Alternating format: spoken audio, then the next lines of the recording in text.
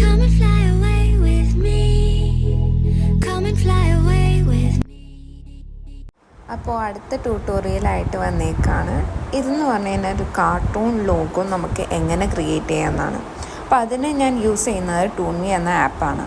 ഇതിൽ നമുക്ക് ഓരോ ഫോമാറ്റിൽ ഓരോ മോഡലിൽ ഉള്ള ഇമേജസ് കൊടുത്തിട്ടുണ്ട്. അപ്പോൾ ഞാൻ ഇതാണ് ചൂസ് ചെയ്തത്. ആൻഡ് ഇങ്ങനത്തെ കൈൻഡ്സ് ഓഫ് കാർട്ടൂൺ ലോഗോ നമ്മൾ ക്രിയേറ്റ് ചെയ്യാൻ വേണ്ടി നമ്മൾ ഗാലറിയിൽ നിന്ന് പിക്ക് എടുത്ത ശേഷം അതിങ്ങനെ പ്രൊസീഡ് ചെയ്യാൻ കുറച്ച് നേരം വെയിറ്റ് ചെയ്യണം. ഞാൻ കുറച്ച് ഭാഗം കട്ട് ചെയ്തു ആൻഡ് ദെൻ അത് ഡൗൺലോഡ് ചെയ്തെടുക്കാം.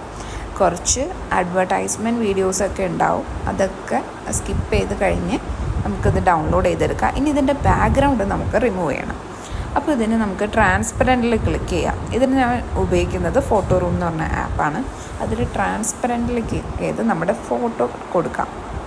അപ്പോൾ നമുക്ക് ട്രാൻസ്പെറൻ്റ് ആയിട്ട് കിട്ടും. ബാക്ക്ഗ്രൗണ്ട് റിമൂവ് ചെയ്ത് ഫോട്ടോ മാത്രം സെപ്പറേറ്റ് ആയിട്ട് കിട്ടും.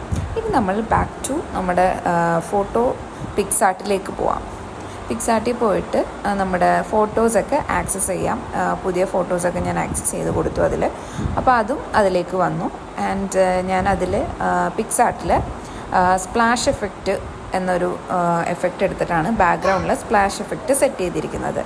അതിനുശേഷം ഞാൻ ബാക്ക്ഗ്രൗണ്ട് റിമൂവ് ചെയ്ത് ഫോട്ടോസ് ആഡ് ചെയ്ത് കൊടുക്കുക ചെയ്തത്. അപ്പോൾ ഒരെണ്ണം നേരത്തെ ചെയ്ത പോലെ തന്നെ രണ്ടാമത് ബാക്ക്ഗ്രൗണ്ട് റിമൂവ് ചെയ്തിട്ട് ഞാനിതിലേക്ക് ആഡ് ചെയ്യാൻ പോവാണ് സിമിലർലി.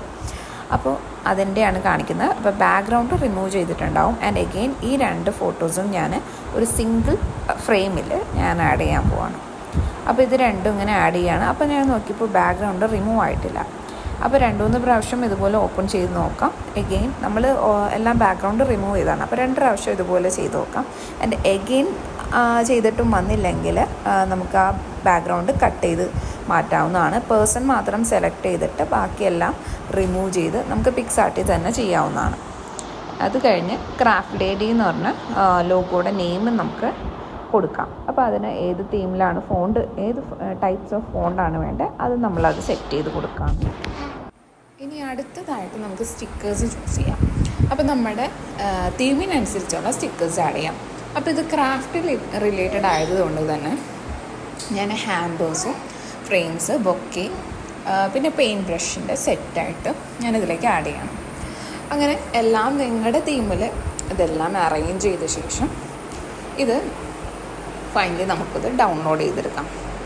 ഇനി ഡൗൺലോഡ് ചെയ്ത് കഴിയുമ്പോൾ ഓട്ടോമാറ്റിക്കലി ഇത് നിങ്ങളുടെ ഗാലറിയിലേക്ക് വന്ന് സേവ് ആയിട്ടുണ്ടാവും. അപ്പോൾ അത്രേ ഉള്ളൂ. Thank you for watching.